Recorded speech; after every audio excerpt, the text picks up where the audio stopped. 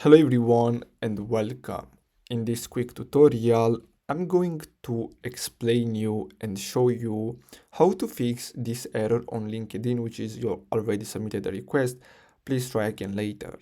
So basically, what you're gonna have to do is simply click on the link down in this video description, and here you're gonna have to enter your first name and last name, your email that it's linked to your LinkedIn account, and here you can simply choose this one here.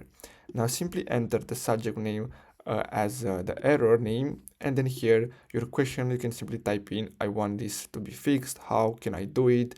And after that you can also upload a screenshot of the error.